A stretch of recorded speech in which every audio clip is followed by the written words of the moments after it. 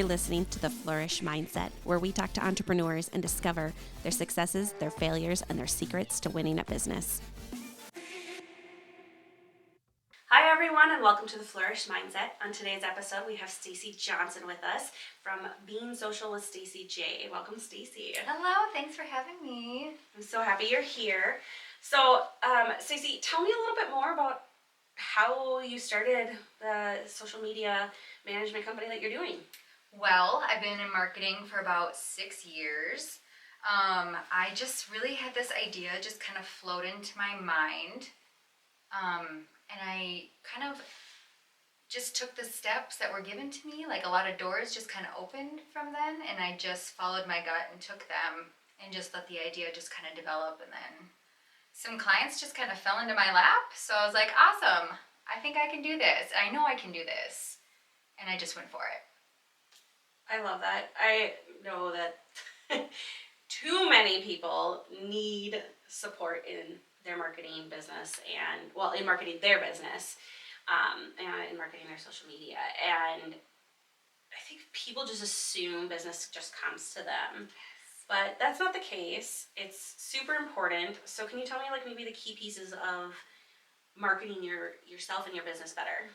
Yeah, and I think just like what you said there, I think about that all the time. People think that they're just going to create their business, they're going to put their social media accounts up, and they're just going to like blow up overnight. Right. And that doesn't happen. Like you have to put in just like a ton of work, and you have to play the long game, and you need to just be consistent with it, because people are going to come to your accounts and they're going to be like, oh, I just want to check out what they've done. And if they see that you haven't posted at all, they're going to be like, what is this?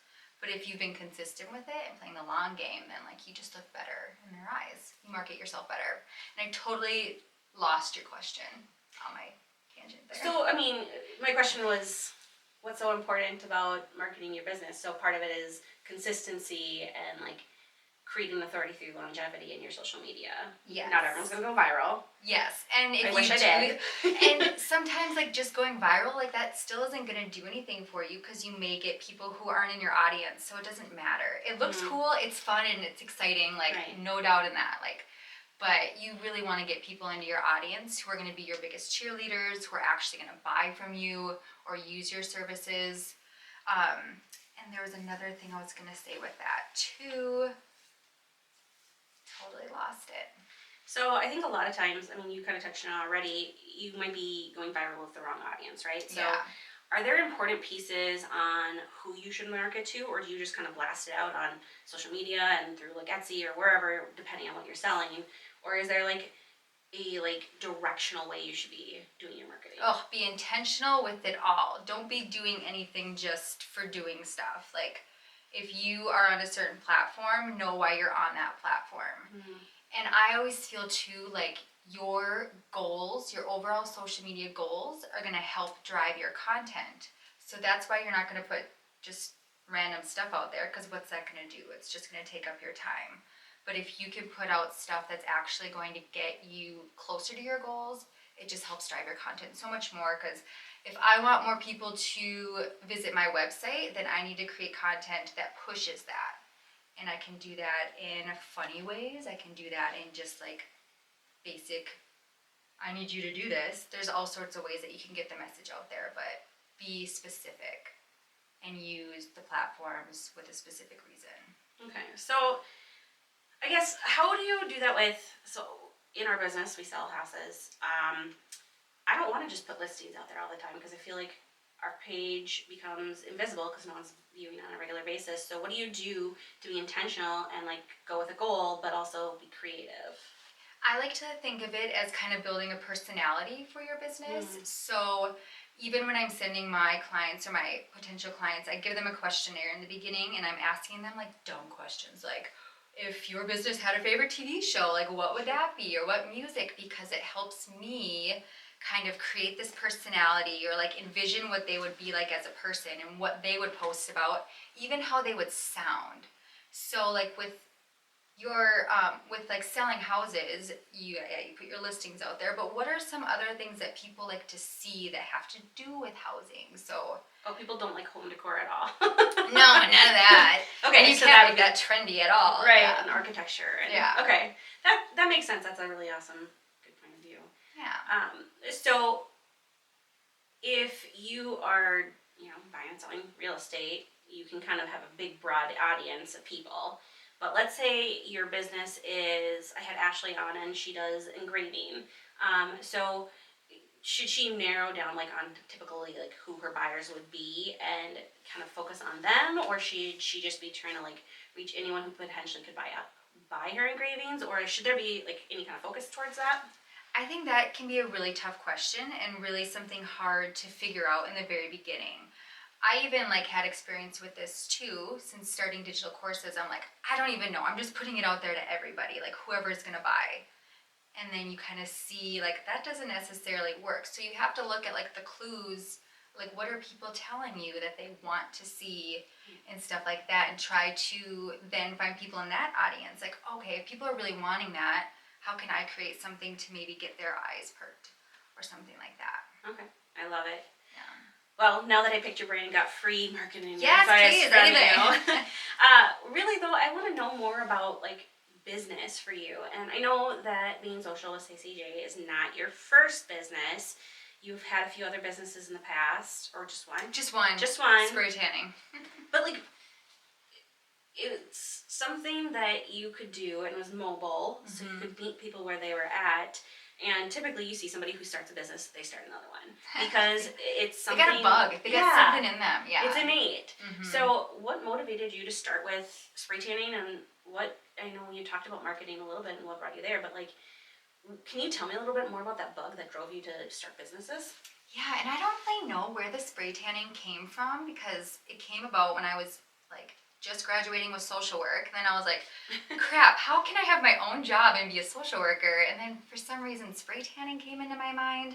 And I thought about it for a while, and then I just did it. And I was going to be like Fargo's like premier spray tanner and have like a storefront business and stuff, but that didn't happen. But like that was like my idea. And so, yeah, I just kind of had to go with it. So I feel it interesting, like, so the first business didn't work, but you didn't just say, okay, well, I'm not good at starting businesses, which is not the case, and you started another business, and you're being very successful, like, in a market that there's tons of other people doing social media and marketing themselves as social media marketing people. You got into that field, and yet you've been very successful, and people are clamoring for your services. So, just kidding. like, how did you change your mindset to still be open to doing a new business or shifting how you went? Well, I don't feel like the spray tanning was a failure. It just was something that didn't work out. Like, just wasn't, like, ideally, like, with having small kids, it just wasn't going to work. And that's totally fine. And I maybe wanted it to end partly too, so that's fine. But I think there's just a drive of just like wanting more in life and not wanting to settle just for like the 9 to 5 and just having my income at that and nothing more. And I just knew that there was more for me. It was just like this innate feeling too. It's like, you know what, you're made for more. Like, just go out and do it. And there was a knowing too, like that this idea was gonna work. So I just had to push through. So you just went for it. So I just went for it. But I didn't go for it and not have something to fall back on. Like, I had a very supportive husband who was like, okay, well, let's figure this out. Like, we were very much willing to like go a few months with like no income from me. It didn't happen that way, thank goodness. But like, we had discussions like, okay, if this doesn't work, and then like in 6 months, if it was a total bust, like, big deal, go get a job. Like, right. So. But I love that because your mindset was like, this might not work right away, but I am passionate enough to want to do this, and I believe in myself enough. I'm going to take the risk. I'm going to step out on the ledge and do it. Yeah. And I think that's really important because, and we've talked about this with my other people as well, is you can only prepare so much, and you can only think about something so much. At some point, you have to just do it.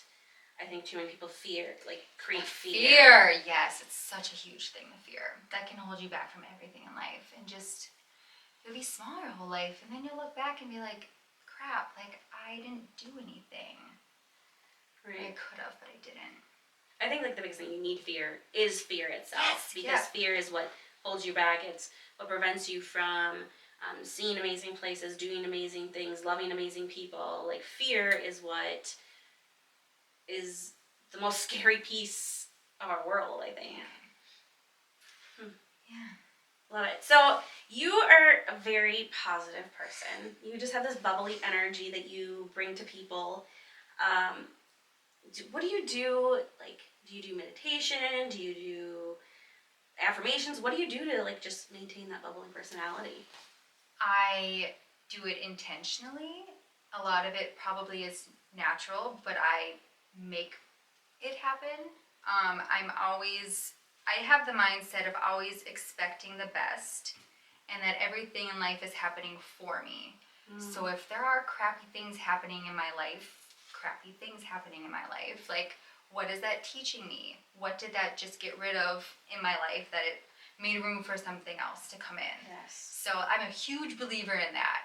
And I have to be in my job right now because there are times when clients will either choose to leave me or maybe I'll choose to let them go and there's just a separation. It's like, well, you know what? That's best for you. That's best for me. And it just created room for something bigger to come in for both of us, which is exciting. Right. And it's always looking forward to like, oh my gosh, what's going to happen today that's for me, that's going to just make my day better, make my career better, make my family better, just make life better. But I do meditation. I try to do it every day, but I don't. I also do a lot of driving meditation, which is safe, I promise, but you don't close your eyes. No. But I will just turn the music off and just like settle into my mind and just try to quiet everything. Or even like leaving things like this. You can easily get into your car and be like, oh my God, that was so bad. I said this, that was so stupid. Like, what was I thinking? You can't do that. No. You can recognize that your body's going into that, but you have to be like, no. This all worked out great. It was a fun time. And now I'm just going to sit quiet and just feel like gratitude that it happened and that it was a fun opportunity. So, like, I still get stressed. Like, bad. So, but I have the tools now to turn that thinking around and, like, just settle in, like, everything's working out for me and everything will be fine. I love that. I think a lot of times, for me in particular, I get very caught up in the day, but I'm huge on the faking it till you make it. So sometimes it's just a matter of putting that smile on your face, whether or not you feel it. Yeah. And eventually it does become more authentic, I think. Definitely.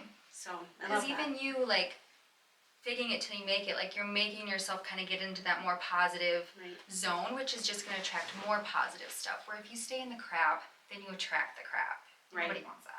Well, you look for the bad. Yeah, you do, and then you get it. Choose to look for the bad. Yes. Yep. And then you get it, and then that just reassures you or reaffirms you, and then it just keeps on coming, and then you're just a Debbie Downer to be around. And right.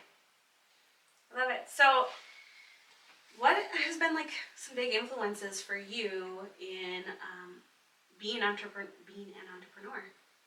Biggest influences, like people or just people, books, podcasts. What are some big influences in your life? So I was given a podcast when I first started out. I had a friend who was also kind of going out on her own at the same time. And I was just talking to her. I'm like, I'm just having a lot of issues around like knowing my worth. Like I feel bad asking people for money. And she sent me this podcast and it completely changed my life, especially with like business stuff, but also life stuff. And it was Jim Fortin's Transform Your Life from the Inside Out. Go get it. Go listen to that podcast. Yes. And it really helped me like work around any fear that I may have about putting myself out there. The fear of not having enough money, like always just kind of living in abundance or like trying to live your life like that. And then just knowing your worth, like, yeah, you're worth it. You are giving someone your energy. They need to give you energy back in the form of payment. But that whole podcast just completely like changed my life, kind of, business-wise and personal. I love that. Yeah. I think especially when you're starting out and you're trying to parse yourself in the market, comparatively to your competitors or, comparatively if they've got years of experience down a little bit, it's really hard to know how to price yourself. But I think that too many people in entrepreneurship sell themselves short. So I love that you took the time to really get to know what your worth was and believe in it to be able to do that. And obviously people felt the same way, otherwise they wouldn't have just fought over having your time. And I know you've booked up spaces, and now you're teaching how to do social media too, right? Yes, and that part has been huge. And now that part I'm so excited about because the growth is unlimited. So, but even then there's like a lot of fear because that imposter syndrome comes in, and it's like, well, who do you think you are teaching other people? And why do you think you're good enough to do this? But you know what? I give it its moment, and then I just move forward because this is something that I really want, and something that I know I can do. And you know what? You might suck in the beginning, but who cares? You just keep going and you get better. Right. I mean, if you're perfect right away at everything, your life is pretty boring. And I mean, I don't think anyone's ever perfect And it's probably right away. fake. It's perfect right away. So yeah. It's probably not the beginning either for you. Yeah, but, exactly. Yeah, it's okay to create a mess, and it's okay to mess up or fall down or fail a little bit, as long as you're growing and learning from it. And at least you have, like, can I say the balls? Yeah. At least you have the balls to like create a mess and to move forward in the first place, where some people won't even do that. And that goes back to fear, right? That goes back to fear. Yeah, fear. I know. Darn it. So I love that, and I love that you're teaching people, because you think the abundance mindset, right? You're living in that world of abundance mindset, not if I teach other people how to do their social media, they won't use me. Yeah, that's not it Like, at all. you're going and you're teaching other people how to do this, and you're providing services, and you're providing knowledge, and you're just going out there providing something for other people, and the world is bringing back something to you because of that. And I think that's so cool. Tell me a little bit more about what you're offering people. So with like the digital courses, or just my services with being social? Your digital courses. So my digital courses, right now I have 2, and I'm relaunching another one next month.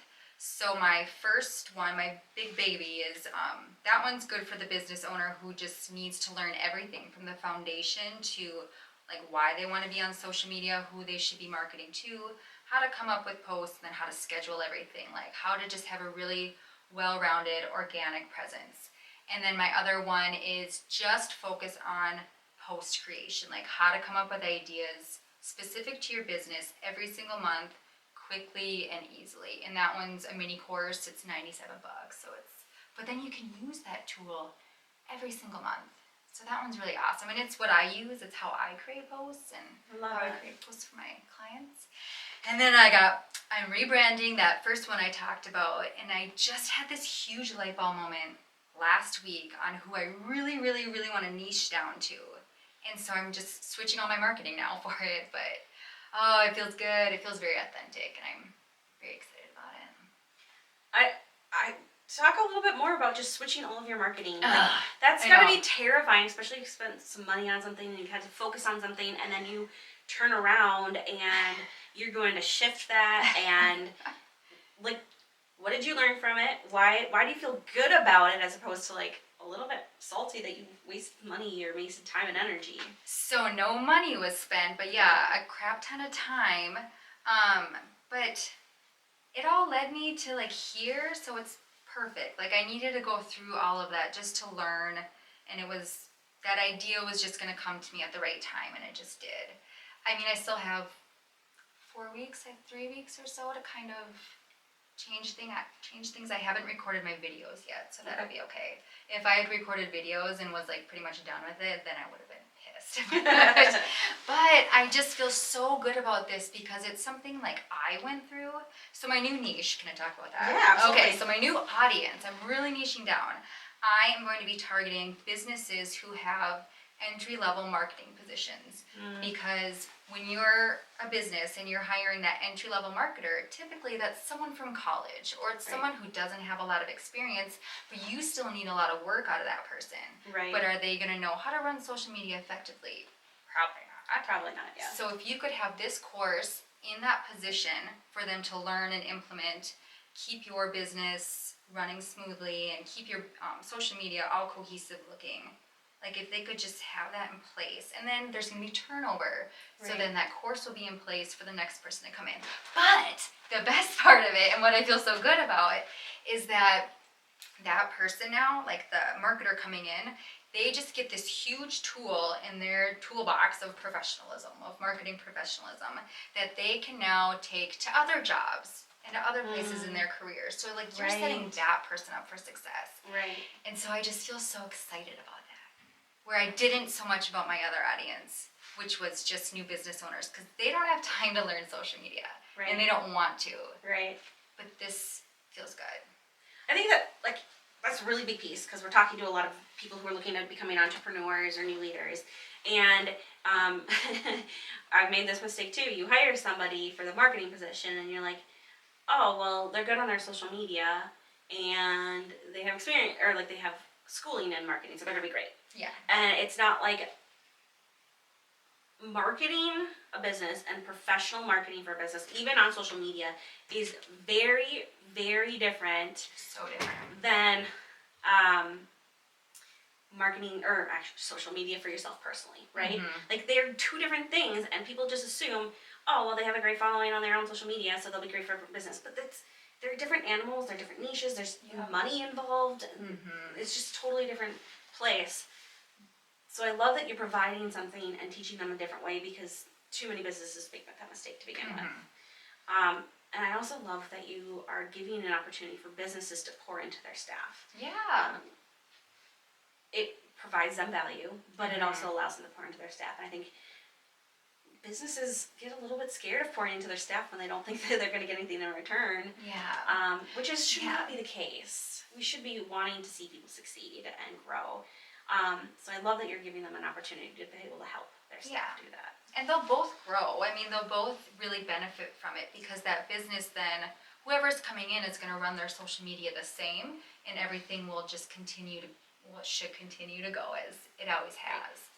So it's kind of a win for everybody. That's great. So we'll see how that goes. I have a good feeling about it, so it should be good. Good. Yeah. So you told us a little bit about a podcast. Are there any books that have kind of made a difference in your world and how you do business now? So I just finished one. It was called, oh gosh, I just actually sent it to Alex too. It was, can I pull it up? Yeah, absolutely. Okay. It was on Audible.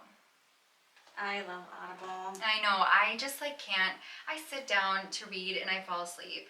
Right. Well, and I mean, you're a business owner and a mother and a friend, and so when do you have time to just sit down and read? So I love that you listen to it. So it's The Gap and the Gain. Have you read that one? No. Oh, it's so good. So this one, I don't know if it was necessary. I mean, it was definitely good for business, but just all of life, because so many people look at the gap where they're falling short in life, or all the bad things that are happening, instead of focusing on the gain. And it's just, I mean, and how many times have you heard that? Like a million times. But then reading this book or listening to this book, I don't know, it just clicked and it made me feel really good. To always remember to look at how far you've come. Look at everything you've accomplished. That is pretty awesome. Right.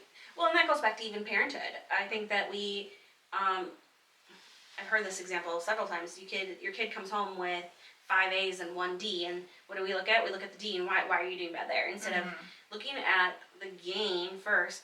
5 A's, it's phenomenal. Like, you're doing so great, and really building up on it, and then maybe going, how can I support you better? So is it that you don't like this? Where is the gap then? But focusing on that gain and really building up their confidence in something else. So I love that.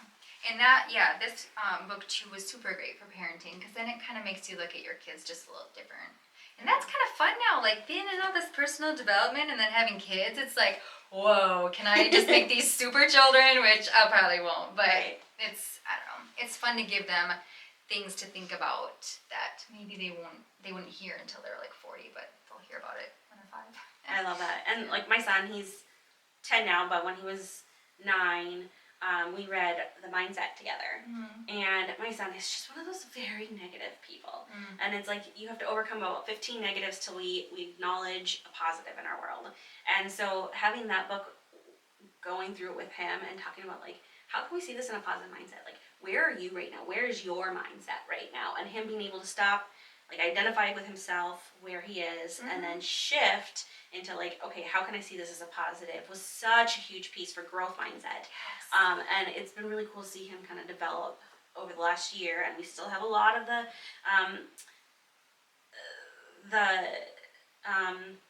negative mindset, but shifting and going towards the growth mindset has been really, really important. So Yeah, and I mean, better to do it at, is he 10? 10. 10 than 40. 40. Or 30 or 50 Right. or, yeah. Yeah, well, even being an entrepreneur, if you are not somebody who's open to that growth and development and having a positive mindset and looking for the what can I do differently, what can I adjust and be better at, what can I take grace from, how can I grow, as opposed to like the world's happening to me and it's all bad and it's never my fault, you're not going to succeed in life. You're not going to succeed in your business, and people will see that.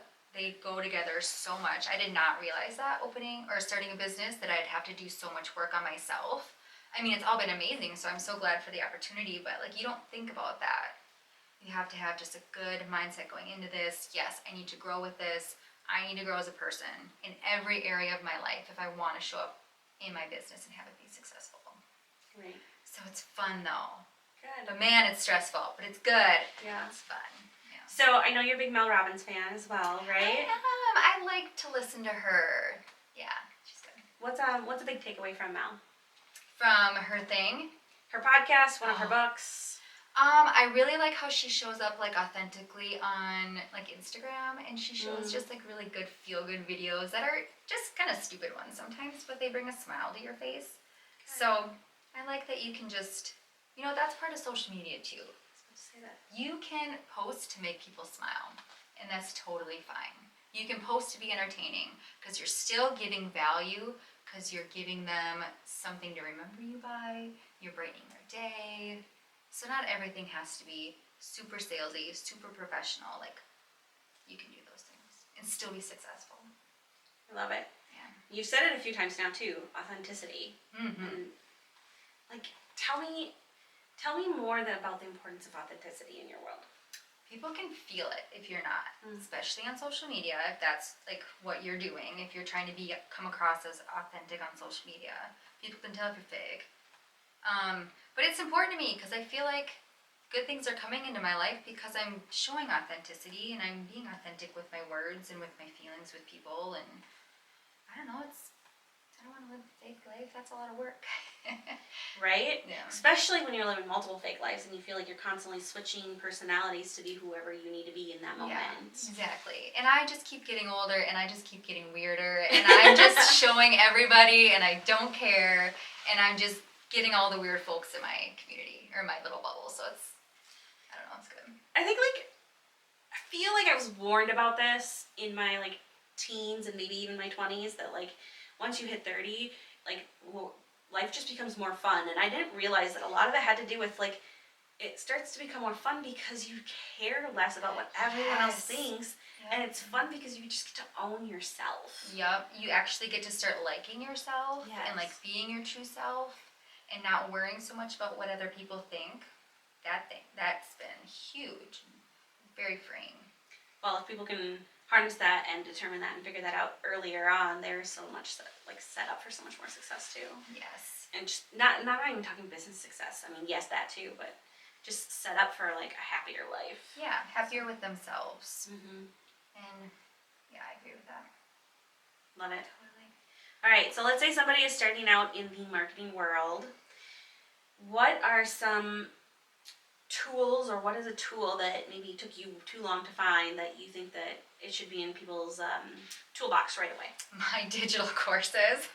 Absolutely. Just kidding. I mean, they're great. Let's see. I think just researching and just doing research to kind of help create a style that you want to create. Like if you start a business, go look on Etsy at social media templates. Go look on Pinterest at social media templates. Go look on Instagram to see what people are doing that you like and that you dislike, so that you can create something that you like. Those aren't really tools though. I still like that.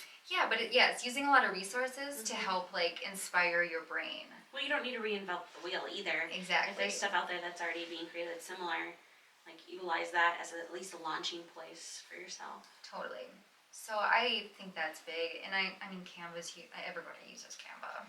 It's a pretty powerful piece. Yeah. There's this.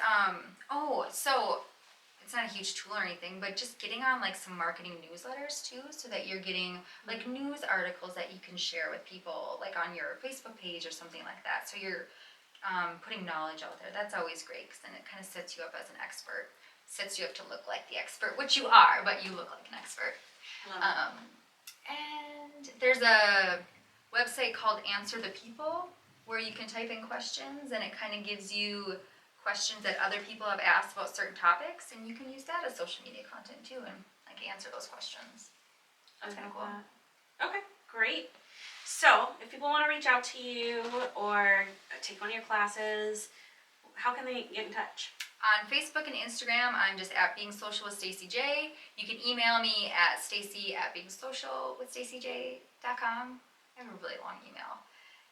But yeah, just find me on there. Just instant message me or email me. Love it. And they can find your courses there as well? They can, yep. You can check my link in bio for my courses. And I have a lot of freebies on there too. So if you want help with, I have some free brand style templates that you can use on Canva. And then I have some like checklists on how to grow locally, faster, and a few other ones. But I love that. It's on there. So, I mean, if you're starting your own business, 1, know who you're marketing branding to. 2, what we've talked about with Patrick, elevating yourself by hiring the right people to do the things that you can't do. So just hire Stacie or somebody like Stacie. But 3, utilize the tools that are out there in your world. And if you have the bandwidth to learn and you want to learn, definitely take one of Stacie's courses. I love it. Stacie, do you have any tips or suggestions or advice for anyone who's looking at getting into business? Getting into business. You know what? Make a clear plan and go for it. And you could start small. Can you do it as like a side hustle to begin with, and then like work yourself up? And just dive into all the knowledge, all the podcasts, everything, and just live it, live in that energy, and then just see what happens, I guess. I love it. Be obsessed with it. Be obsessed with it. Yep. Perfect. Awesome. Well, thanks for being here with me today, Stacie.